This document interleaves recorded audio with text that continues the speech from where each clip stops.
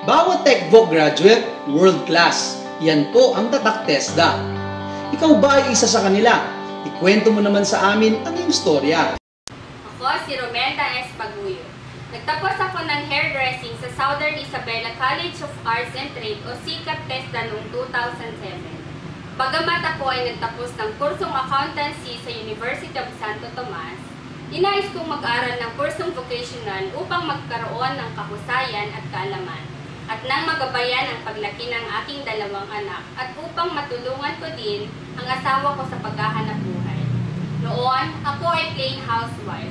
Nagkaroon din ako ng munting sari-sari store. Napakahirap para sa akin ang mag-aral ng hairdressing. Hindi ko alam kung paano ako magsisimula.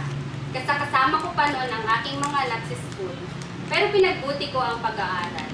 Kasabay ng hairdressing ay ang pag-aaral ko ng master's degree sa Northeastern College, kung saan natapos ko ang MBA. Nang matapos ko ang hairdressing, namasukan ako sa mga salon para mai-apply ko ang aking natutunan. Madami akong mga criticism at panlalait na narinig. Bakit daw ako nagpuputput ng kuko, taga-walis, taga-map ng sahig, taga-laban ng tuwalya, taga-tapon ng basura at kung ano pa. Pero hindi ko ikinahiya yun. Bagkus, pinagbuti ko ang trabaho ko. Naging inspirasyon ko ang pangarap kong magkaroon ng sariling salon. Dahil sa sipag at tiyaga at sa tulong ng poong may kapal, nagkaroon ako ng sarili kong salon, ang Claire's Hair and Beauty Salon. At ang aking mga empleyado ay TESDA graduates. At karamihan sa kanila ay naging mga estudyante ko. Dahil kinuha din akong magturo sa SICAT kung saan nagtapos ako ng hairdressing.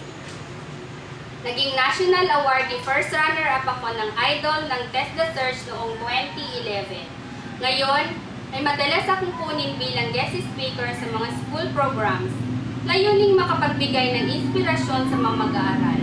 Kinukuha din ako ng ibang LGU na mag-conduct ng seminar o training para sa mga livelihood projects at magbigay ng free demo sa mga school upang magkaroon ng tamang kaalaman ng mga mag-aaral. Ngayon, may branch 1 na ang aking salon, ang Extreme Salon, na ang mga empleyado ko din ay mga TESDA. At sa kasalukuyan, supplier and distributor na din ako ng mga salon supplies and beauty products region-wide.